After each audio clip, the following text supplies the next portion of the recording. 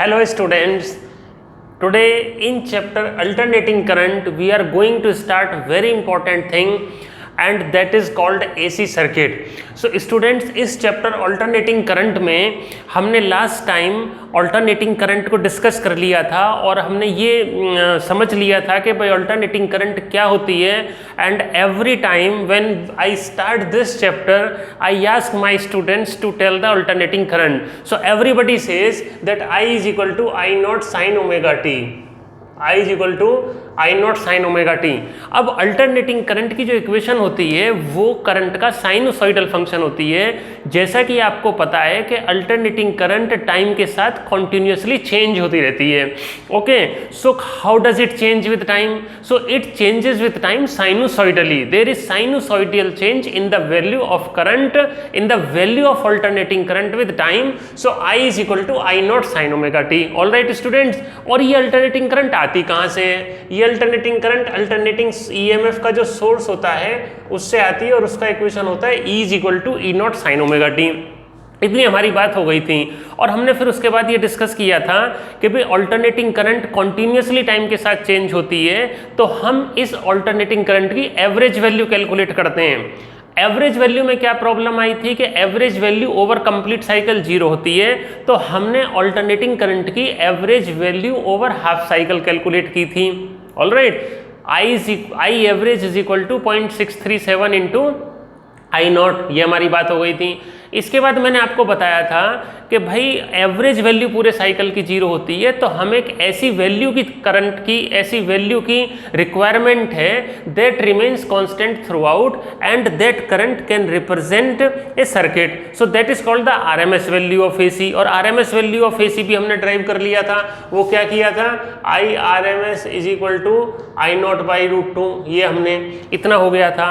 अब हम यहाँ पर जो बहुत इंपॉर्टेंट पार्ट चैप्टर का है जिसके लिए हम इस अल्टरनेटिंग करंट को डिस्कस करते हैं और एक्सटेंसिवली हमने सर्किट थ्योरी में करंट वोल्टेज को डिस्कस किया था.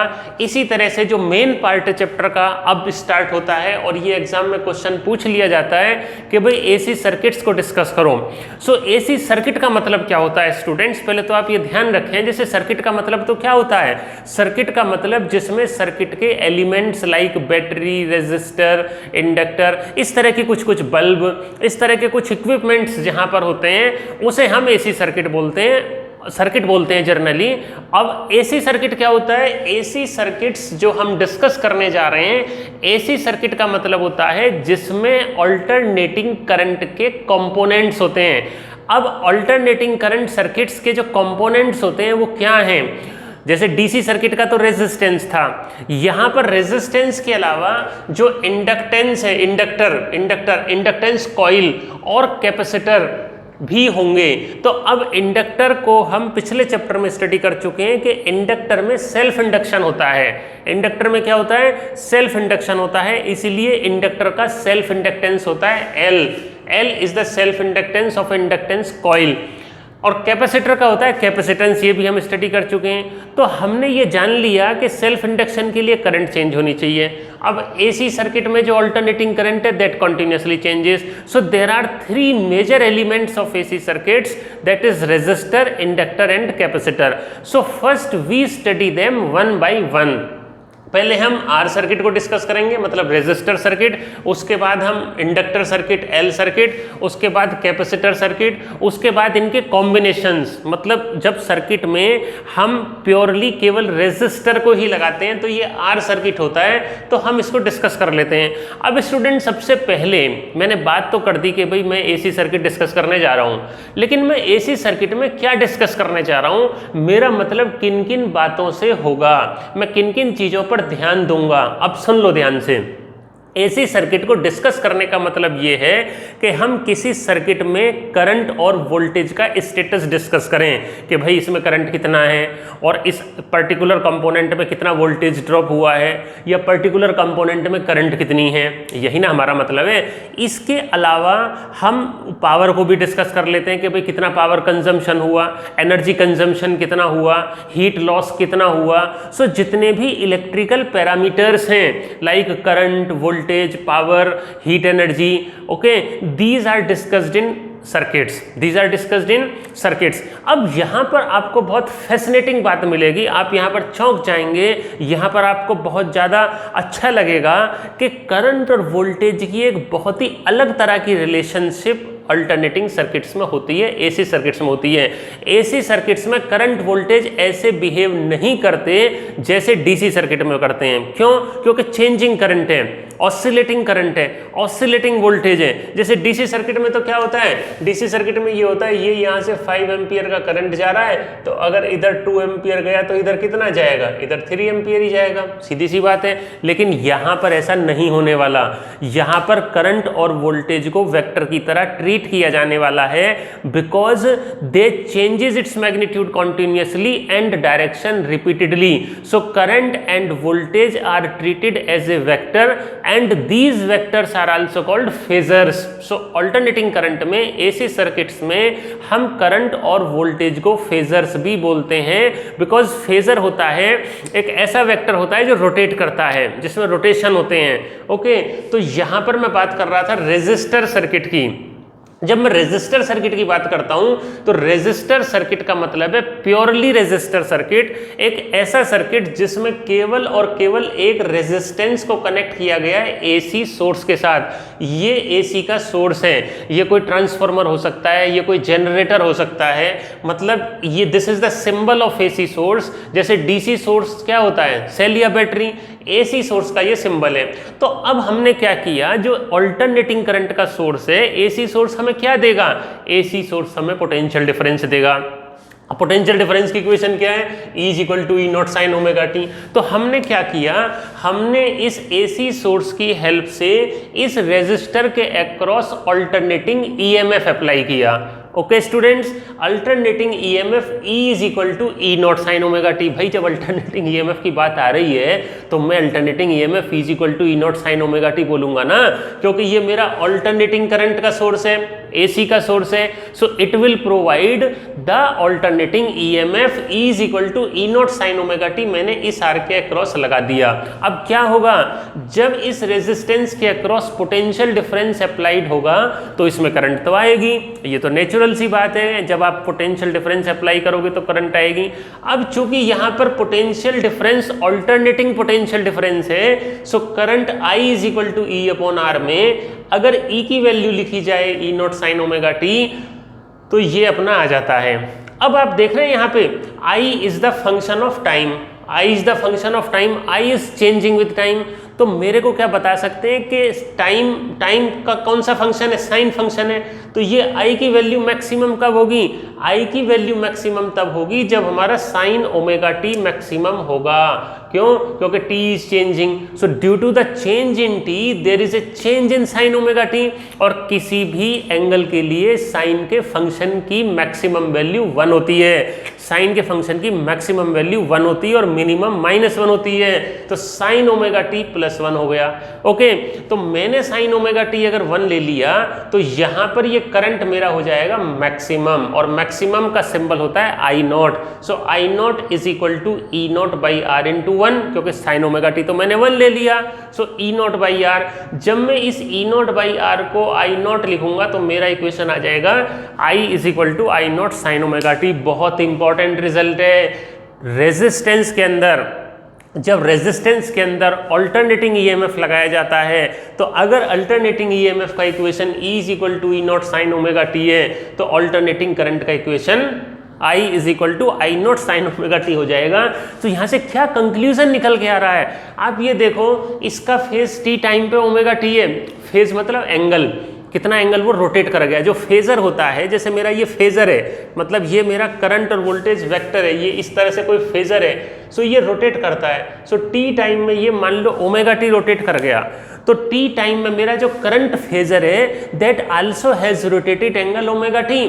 सो अगर मैं आपसे ये पूछूं कि भाई करंट और वोल्टेज के बीच में फेज डिफरेंस मेरे को बता दो, जैसे मान लो मेरा voltage equation E is equal to E not sine omega T है, करंट का equation I is equal to I not sine omega T है, तो फेज डिफरेंस कितना हुआ 0। तो जब फेज, बहुत इंपॉर्टेंट रिजल्ट है स्टूडेंट्स, बहुत इंपॉर्टेंट है, 1 मार्क में कंसेप्चुअल क्वेश्चन में आ जाता है कि करंट और वोल्टेज के बीच में रेजिस्टर सर्किट में कितना फेज डिफरेंस होता है, 0 होता है, 0 होता है। So current and voltage are in the same phase. So this is also shown in this phasor diagram. Phasor diagram मतलब जो फेज एंगल को दिखाता है। Phasor diagram is a diagram which shows the phase status, angle का जो status है वो दिखाता है फेजर के बीच में। फेजर कौन है? फेजर तो करंट और वोल्टेज है। तो मान लो ये मेरा वोल्टेज फेजर है, ई नॉट इसकी मैक्सिमम वैल्यू है, और यहाँ पे ये टी टाइम में ओमेगा टी एंगल रोटेट कर गया मेरा जो वोल्टेज फेजर है, और इसका प्रोजेक्शन देखो, ये एंगल ओमेगा टी है तो ये भी ओमेगा टी होगा। सो किसी टाइम पे इसकी जो वैल्यू होगी प्रोजेक्शन की कितनी होगी, is equal to E not sine omega T. और जो करंट फेजर है, करंट फेजर का मैग्नीट्यूड वोल्टेज फेजर से कम होता है, because you know Ohm's law V is equal to I R. So I is equal to I not sine omega t. Okay, so this is the phasor diagram. अब wave diagram आप देख लेते हैं, ये साइन कर्व है voltage का और नीचे करंट का साइन कर्व है, तो ये दोनों साथ साथ चल रहे हैं। साथ साथ चलने का मतलब है कि एक ही टाइम पर दोनों की वैल्यू 0 है, एक ही टाइम पर दोनों की वैल्यू मैक्सिमम है। ये हमारा क्या हो गया, this is E not and this is I not. Okay, तो और यहाँ पर फिर 0 हो गए, यहाँ पर फिर नेगेटिव आई नॉट, और यहाँ पर ये माइनस ई नॉट। तो मतलब कंक्लूजन ये निकल के आया है स्टूडेंट्स, रेजिस्टर सर्किट में जो प्योरली रेजिस्टर एसी सर्किट है उसमें करंट और वोल्टेज सेम फेज में होते हैं, उनके बीच में फेज डिफरेंस 0 होता है, उनमें जो वेरिएशंस होते हैं वो साथ साथ होते हैं। ऑलराइट, तो इस तरह से हमारा एक circuit resistor circuit AC circuit की कैटेगरी में हो गया। अब इसके बाद हम आते हैं इंडक्टर सर्किट। अब आप ये ध्यान रखें, इंडक्टर में ऐसा कुछ नहीं होने वाला जैसा कि रेजिस्टर में हो गया था। रेजिस्टर को हमने सिंपली कर लिया था, और इसमें इंडक्टर में कुछ स्पेशल बात होने वाली है। स्टूडेंट, जब मैं इंडक्टर की बात करता हूं तो इंडक्टर का मतलब क्या होता है, पहले तो ये समझो। इंडक्टर का मतलब होता है इंडक्टेंस कॉइल। कॉइल तो आप जानते हैं, जो सोलिनॉइड कॉइल होती है। सोलिनॉइड कॉइल क्या होती है, if a long wire is wound in the form of spiral coiled spring then it forms a solenoid. If current is passed through a solenoid, अगर हम इस solenoid में करंट पास कर देते हैं तो उसके अंदर मैग्नेटिक फील्ड प्रोड्यूस हो जाता है, B equal to mu naught N I. अब मैं इस सोलिनॉइड कॉइल की प्रॉपर्टी की मैं यहाँ पर बात करूँगा, और मैं बात वो ये करूँगा कि सोलिनॉइड में अगर करंट को हम चेंज करते हैं तो सोलिनॉइड में सेल्फ इंडक्शन होता है। ये पिछले चैप्टर में हमने बहुत बढ़िया से पढ़ चुके हैं कि भाई अगर हमारी ये कोई सोलिनॉइड कॉइल है और जिसका सेल्फ इंडक्टेंस L है, if there is a current changing through the coil, if there is a current changing through the coil, then this coil itself opposes the change in strength of current flowing through it. Okay, that is called self induction. That is called self induction. तो अब ये self induction ही सारे झंझट का कारण, असली झमेला यहीं से शुरू होना है। क्यों शुरू होना है? क्योंकि अल्टरनेटिंग करंट का जब हमने सोर्स लगाया तो अल्टरनेटिंग करंट तो इसमें चेंज होगी, क्योंकि अल्टरनेटिंग करंट का तो ये नेचर ही है, the current which changes continuously. और सेल्फ कॉइल के अंदर अगर आप चेंजिंग करंट भेजोगे तो क्या होगा, कॉइल के अंदर अगर इंडक्टेंस कॉइल के अंदर, इसको बोलते हैं इंडक्टेंस कॉइल और इंडक्टर, अगर इंडक्टेंस कॉइल में आप चेंजिंग करंट भेजोगे तो इंडक्टेंस कॉइल उस करंट चेंज का अपोज करेगा, क्योंकि सेल्फ इंडक्शन होगा।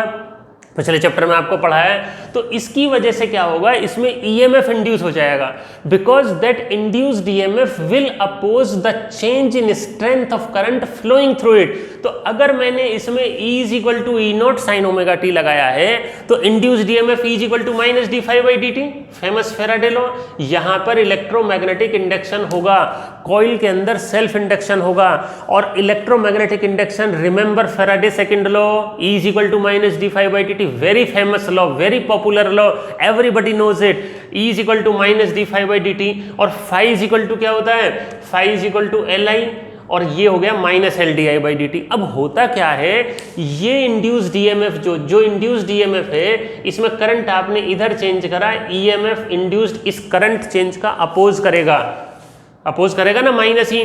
तो अगर मेरे को करंट को ग्रो कराना है, if I have to grow the current in an inductor so the applied EMF should be equal and opposite to the induced EMF. बहुत इंपॉर्टेंट है, बच्चों को प्रॉब्लम यहीं पर होती है, बच्चे कंफ्यूज यहीं पर होते हैं, यही वो पॉइंट है जो बच्चों को समझ में नहीं आता। तो E is equal to minus E, ये मैंने इसलिए, ये चीज अगर आपको समझ में आ गई तो आपका ये पूरा डेरिवेशन हो गया। और स्टूडेंट 3 मार्क्स में ये डेरिवेशन पूछा जाता है कि करंट और वोल्टेज का इक्वेशन ड्राइव कर दो इंडक्टेंस कॉइल के लिए, मतलब एल सर्किट को डिस्कस कर लो। सो ये आपको ध्यान रखना है, to grow the current this applied EMF should be equal and opposite to the induced EMF, E is equal to minus E. वैसे इसमें कोई बड़ी बात नहीं है, अगर मैं यहाँ पर किरचॉफ लॉ लगा देता हूँ तो भी मेरी ये इक्वेशन बन जाएगी। So E is equal to minus L d I by D T, so minus minus plus, minus minus plus, तो E is equal to E not sine omega t L d I by D t. इसको हम इधर ले गए, दोनों तरफ integral कर गए, एल डी आई का इंटीग्रल आई एल आई, और साइन ओमेगा टी का इंटीग्रल होता है minus cos omega T upon omega. Okay, अब यहाँ पर फिर इस करंट का वैल्यू किस पे चेंज करेगा, इससे पहले हम क्या करते हैं, ये माइनस कॉस थीटा है, कॉस थीटा होता है sine 90 minus theta, sine 90 minus theta किसके इक्वल होता है, कॉस थीटा के, और 90 को हम पाई बाई 2 भी लिख लेते हैं। सो कॉस ओमेगा टी को मैंने लिख लिया sine pi by 2 minus omega T. अब चूंकि यहाँ माइनस था, एक माइनस यहाँ पहले से ही था, तो ये हो गया omega T minus pi by 2। अब मेरी करंट की वैल्यू किस पे डिपेंड करने वाली है, इस sign omega T minus pi by 2 पे। सो करंट मेरा मैक्सिमम होगा अगर मेरा इस sign omega T minus pi by 2 1 है, और फिर मैं आई नॉट लिख लूंगा, तो I naught is equal to E naught by omega L into E naught by omega L into ये सारा 1। So I is equal to I not sine omega T minus pi by 2। बहुत important है, very important relation students. जब भी मैं इस chapter को अब आगे पढ़ाऊंगा मैं आपसे ये पूछ लूंगा कि करंट का इक्वेशन और वोल्टेज का इक्वेशन इंडक्टर के अंदर बता दो। तो आपको ये याद रखना है कि अगर इंडक्टेंस कॉइल में, इंडक्टर सर्किट में, एल सर्किट में voltage applied E is equal to E not sine omega T है, तो करंट जो होगा I not sine omega T minus pi by 2 होगा। डिफरेंस क्लियर हमको नजर आ रहा है कि भाई जो हमारी करंट है, जो हमारी इंडक्टर सर्किट में करंट है, वो वोल्टेज से पाई बाई 2 एंगल पीछे चलती है। तो कंक्लूजन क्या निकला, इन an inductor if E is equal to E naught sin omega t then I is equal to I naught sin omega t minus pi by 2। फिर से सुन लो, इंडक्टर में current lags behind the voltage through an angle of pi by 2। Current pi by 2 angle से पीछे चलती है, और फेज डिफरेंस करंट और वोल्टेज के बीच में पाई बाई 2 90 डिग्री का होता है। इसका रीजन होता है इंडक्टेंस कॉइल में होने वाला सेल्फ इंडक्टेंस जो करंट चेंज का अपोज करता है। तो अगर मैं इसका फेजर देखूंगा, मैंने आपसे पूछा था कि फेजर क्या होते हैं, फेजर करंट और वोल्टेज होते हैं। तो अगर मैं ये मेरा ये फेजर वोल्टेज फेजर है, तो मेरा करंट वोल्टेज इससे 90 डिग्री पीछे होगा। करंट वोल्टेज क्या होगा, 90 डिग्री पीछे होगा। जब ये 90 डिग्री पीछे होगा और ये ओमेगा टी है, तो ये कितना बचा, omega T minus 90 minus omega T. So minus करेंगे तो omega T minus pi by 2। So इसका अगर मैं प्रोजेक्शन लगाऊंगा तो E is equal to E not sine omega t, because ये ओमेगा टी है तो ये भी ओमेगा टी होगा, और ये 90 माइनस ओमेगा टी है तो ये कितना हो जाएगा, omega T minus 90। So I not sine omega T minus pi by 2। तो ये फेजर डायग्राम है और ये वेव डायग्राम है। देखो अगर ये मेरा E है तो करंट पीछे चलेगी, ये I हो जाएगा इस तरह से। ओके, ये ई नॉट और ये आई नॉट हो जाएगा मेरा, ठीक है। तो इस तरह से हमने इंडक्टर सर्किट को डिस्कस कर लिया। अब स्टूडेंट यहाँ पर एक बहुत इंपॉर्टेंट बात आती है, बहुत जरूरी बात आती है, आप ध्यान रखें। एसी सर्किट में जब सर्किट थ्योरी चलेगी, जब हम बढ़िया बढ़िया क्वेश्चंस करेंगे, न्यूमेरिकल प्रॉब्लम्स करेंगे, तो हमें current, voltage, resistance, reactance, impedance, इन सब की नॉलेज कंप्लीट होनी चाहिए। तो यहाँ पर आप ये देखें, I naught is equal to E naught by L, इसको मैं यहाँ लिख देता हूँ, इसको मैं यहां लिख देता हूं। So E naught by I naught is equal to omega L. बहुत इंपॉर्टेंट है, इंडक्टर के अंदर वोल्टेज और करंट का जो रेशो है, वोल्टेज और करंट का, आप बता सकते हैं V upon I. Ohm's law में V upon I is equal to R, Ohm's law में V upon I is equal to R, तो रेजिस्टेंस में वोल्टेज और करंट का रेशियो होता है रेजिस्टेंस R। यही चीज अगर इंडक्टेंस में, इंडक्टर के अंदर पूछी जाए, वोल्टेज और करंट का रेशियो क्या होगा? सो इंडक्टर के अंदर वोल्टेज और करंट का रेशियो इंडक्टर का रेजिस्टेंस होगा, और इंडक्टर के रेजिस्टेंस को बोलते हैं हम रिएक्टेंस। बहुत इंपॉर्टेंट है, इंडक्टर के रेजिस्टेंस को क्या बोलते हैं? Reactance. So ratio of voltage across inductor to the current across inductor is called inductive reactance. बहुत इंपॉर्टेंट है, इसके बिना कुछ नहीं होने वाला, इसलिए ध्यान से समझ लो। इंडक्टिव रिएक्टेंस, इसका सिंबल होता है XL. So XL is equal to omega L, और ओमेगा आप जानते हो 2 pi nu. So XL is equal to 2 pi nu L, और यूनिट क्या हो जाएगी? ओम। यूनिट क्या हो जाएगी इसकी? ओम। तो यहाँ पर मैं एक्सेल और फ्रीक्वेंसी को प्लॉट कर सकता हूँ। ये जनरली एग्जाम में पूछ लेते हैं कि भाई ग्राफ ड्रॉ करो इंडक्टिव रिएक्टेंस का फ्रीक्वेंसी के साथ। सो एक्सेल और फ्रीक्वेंसी में ये स्ट्रेट लाइन इस तरह से हमारा आ जाएगा। तो मैंने आपको inductor circuit, purely inductor circuit, pure L circuit में करंट और वोल्टेज के रिलेशन का इक्वेशन ड्राइव कर दिया। ये ड्राइव करने के लिए 3 मार्क्स में पूछ लेते हैं कि show that in an inductor current lags behind the voltage through an angle of pi by 2। ये हमने प्रूव कर दिया। साथ साथ मैंने आपको ये भी बता दिया कि जो इंडक्टर रेजिस्टेंस ऑफर करता है उसको हम बोलते हैं इंडक्टिव रिएक्टेंस, और उस इंडक्टिव रिएक्टेंस की वैल्यू होती है XL is equal to omega L. तो this is a kind of resistance, this is a kind of resistance. So inductor का जो रेजिस्टेंस है that is called inductive reactance, XL is equal to omega L. So XL और frequency का हमने graph भी plot कर दिया। इसके बाद नेक्स्ट जो हम आते हैं, यहाँ पर आ जाते हैं हम कैपेसिटर सर्किट के अंदर। सो हमने प्योरली रेजिस्टर सर्किट को डिस्कस कर लिया, प्योरली कैपेसिटर सर्किट को प्योरली इंडक्टर सर्किट को डिस्कस कर लिया। अब हम प्योर कैपेसिटर सर्किट को डिस्कस करने जा रहे हैं। तो ये एक हमारा सर्किट है जिसमें हमने एक कैपेसिटर को एसी सोर्स से कनेक्ट कर दिया। सो एसी का सोर्स क्या होगा? E is equal to E not sine omega T. तो यहाँ करंट आएगी। सो वोल्टेज लगाया E is equal to E not sine omega T. तो अब वोल्टेज लगाने से क्या होगा? पोटेंशियल डिफरेंस जब किसी कैपेसिटर के अक्रॉस लगाते हैं तो पोटेंशियल डिफरेंस का काम होता है कैपेसिटर की प्लेटों पे चार्ज भेजना।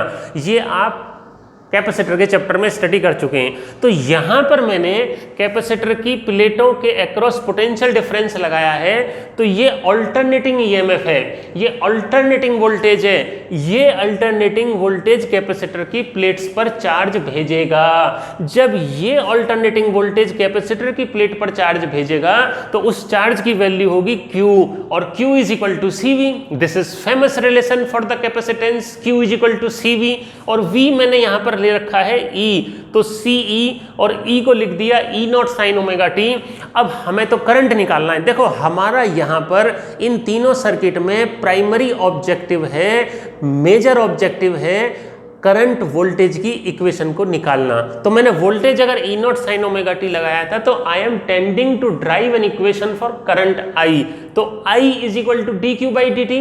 बात को समझें, simple equation 10th class teacher ने बताया होगा कि भाई I is equal to Q by t, और यहाँ पर मेरा चेंज हो रहा है Q, तो I is equal to D Q by D T. So D Y by D T of C naught sine omega T का डिफरेंशियल होता है ओमेगा कॉस ओमेगा टी, और cos theta is equal to sine 90 plus theta. तो यहाँ पर I have used the elegancy of trigonometry, one equation sine 90 plus theta is equal to. Math के बच्चे को लिए कोई प्रॉब्लम नहीं होती है, हालांकि बायोलॉजी के बच्चों को कुछ कुछ प्रॉब्लम होती है। So omega C E not sine omega T plus pi by 2। अब ये करंट किस पे डिपेंड करेगा? ये साइन पे डिपेंड करेगा। तो करंट मैक्सिमम तब होगा जब इस साइन की वैल्यू मैक्सिमम होगी, और ये तो आपको मैंने अभी बताया है कि साइन की मैक्सिमम वैल्यू 1 होती है। तो ये आई नॉट हो गया, अगर मैं इसको 1 लिख लूंगा। So I naught is equal to omega C E naught. If this omega C E naught is written as I naught, then it becomes I is equal to I not sine omega T plus pi by 2। बहुत important relation है students, बहुत important है। Current leads the voltage through an angle of pi by 2 in capacitor. Capacitor circuit में current voltage से pi by 2 angle से आगे चलती है, और इसका मतलब होता है, इसका रीजन होता है चार्जिंग ऑफ द कैपेसिटर। और करंट और वोल्टेज के बीच में फेज डिफरेंस पाई बाई 2 का होता है। Current leads the voltage through an angle of pi by 2. So if E is equal to E naught sin omega t, I have applied alternating EMF E is equal to E naught sin omega t, then ठीक है, then current I is equal to I not sine omega T plus pi by 2. अब यहाँ पर मैंने इसके phasor draw किए हैं. You know बार बार मैं यही पूछ रहा हूँ, फेजर क्या होते हैं? फेजर कुछ नहीं होते, करंट और वोल्टेज को फेजर बोलते हैं क्योंकि वो फेज ट्रेस करते हैं. जो वेक्टर्स होते हैं और जो रोटेट करते हैं ओमेगा टी एंगल से या पाई बाई 2 से या किसी से, उनको बोलते हैं फेजर. तो मेरा जो वोल्टेज फेजर है, अगर टी टाइम में ओमेगा टी एंगल ट्रेस किया है तो मेरा जो करंट फेजर होगा वो वोल्टेज फेजर से 90 डिग्री आगे चल रहा होगा. ओके, तो ये ओमेगा टी है 90 है, ठीक है. तो यहाँ पर ये कितना हो गया? Omega T plus pi by 2. So ये मेरा अगर E is equal to E not sine omega T है तो इसका जो प्रोजेक्शन आएगा I is equal to I not sine omega T plus pi by 2. ये मेरा वेव डायग्राम हो गया. अगर ये सॉलिड लाइन वोल्टेज को रिप्रेजेंट कर रही है तो ये डॉटेड लाइन करंट को रिप्रेजेंट करेगी क्योंकि current is leading the voltage through an angle of pi by 2. अब जैसा कि मैंने आपको बताया था कि रेजिस्टर का रेजिस्टेंस R हो गया, इंडक्टर का रेजिस्टेंस इंडक्टिव रिएक्टेंस XL हो गया. अब हम बात करते हैं कैपेसिटर का resistance, that is called capacitive reactance. Okay, तो यहाँ से अगर मैं चलूँ, थोड़ा सा इधर मैं लिख देता हूँ, यहाँ से मेरा E naught upon I naught is equal to क्या आ रहा है? 1 अपॉन ओमेगा सी. देखो I naught is equal to omega C naught. So E naught upon I naught, मैंने E naught upon I naught इसलिए लिखा स्टूडेंट्स कि मैं रेजिस्टेंस निकालना चाहता हूं. और ओम्स लॉ में आप जानते हो R is equal to V upon I, resistance is equal to voltage upon current. So voltage across capacitor upon current through resistor is equal to, मतलब ये वोल्टेज अपॉन करंट क्या हो जाएगा? This is the resistance offered by capacitor, this is the resistance offered by capacitor, this is called capacitive reactance. So this is called capacitive, this is called capacitive reactance. इसका symbol होता है XC is equal to 1 upon omega C. बहुत important है, very important. तो students दो तो आप reactance याद ही कर लो. इंडक्टर का reactance XL is equal to omega L और कैपेसिटर का reactance XC is equal to 1 upon omega C. Capacitor का reactance XC is equal to 1 upon omega C. अब यहाँ पर इसको मैं क्या लिख सकता हूँ? XC ओमेगा हो जाएगा 1 अपॉन 2 पाई म्यू सी, और XC और फ्रीक्वेंसी को अगर प्लॉट करते हैं तो इस तरह से आएगा, ठीक है, रेक्टेंगुलर हाइपरबोला. ये भी एग्जाम में पूछ लिया जाता है कि भाई ग्राफ ड्रॉ करो. सो यहाँ पर हमने काफ़ी इंपॉर्टेंट चीज़ें कवर कर ली हैं. आज की क्लास में मैंने एसी सर्किट्स को कवर किया वोल्टेज और करंट की इक्वेशन ड्राइव करने के लिए. ओके, तो एसी सर्किट्स में हमने 3 तरह के सर्किट डिस्कस किए: purely resistive circuit, purely inductive circuit, purely capacitive circuit. और इन तीनों के लिए मैंने करंट वोल्टेज की इक्वेशंस को ड्राइव किया और साथ साथ इनके रेजिस्टेंस और रिएक्टेंस को भी बताया और कुछ ग्राफ भी मैंने डिस्कस किए. तो स्टूडेंट्स ये एसी सर्किट का फंडामेंटल है, ये एसी सर्किट का बेस है. सो आगे आने वाली क्लास में जब हम इसका कॉम्बिनेशन डिस्कस करेंगे तो हमें ये बेसिक बातें पता होनी चाहिए. तो मैं आपको ये सजेस्ट करना चाहूँगा स्टूडेंट्स कि आप इसको रिवाइज कर लें और इसको अपने माइंड में रखें ताकि जब हम आगे के सर्किट्स को डिस्कस करें तो हम इनका यूज़ कर पाएँ. तो अभी आज की क्लास में इतना ही कर रहे हैं. तो ये इंपॉर्टेंट बात है, आप इसको रिवाइज करके रखें नेक्स्ट क्लास के लिए, फिर आगे हम कंटिन्यू करेंगे. Okay, thank you and thank you so much.